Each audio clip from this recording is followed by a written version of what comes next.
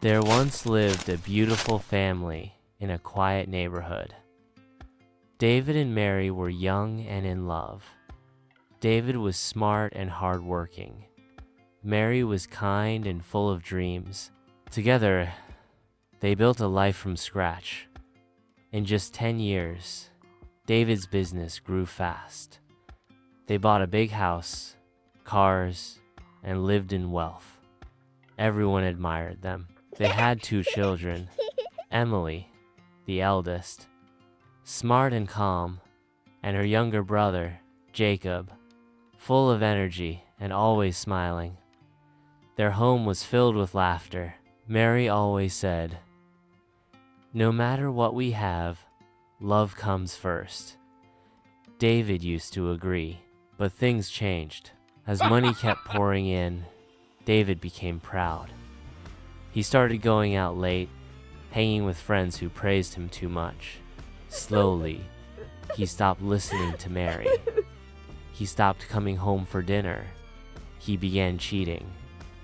Mary cried many nights, hiding her tears from Emily and Jacob.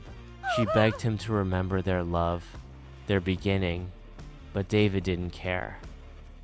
One morning, he handed Mary a letter. It was a notice.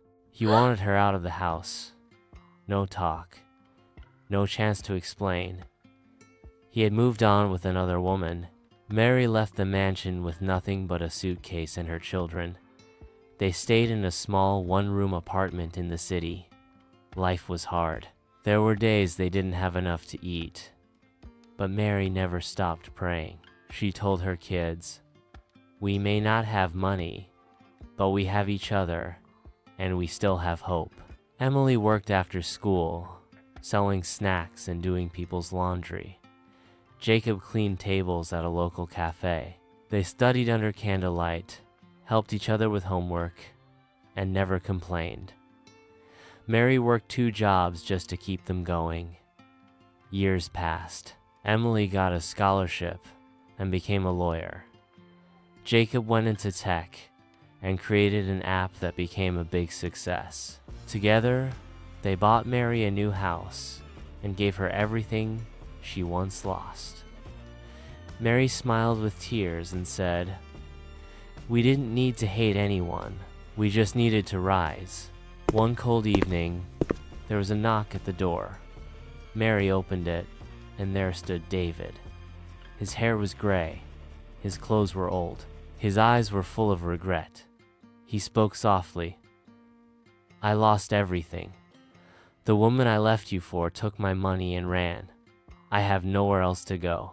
I was wrong. Please, forgive me." Mary stood frozen. Emily and Jacob stepped out from the kitchen. The man who left them to suffer was now standing with empty hands and a broken heart. David fell to his knees, crying. Silence filled the room. The past had returned, not with riches, but with regret. Now the question is yours. If you were Mary, Emily, or Jacob, what would you do? Would you forgive? Or would you walk away?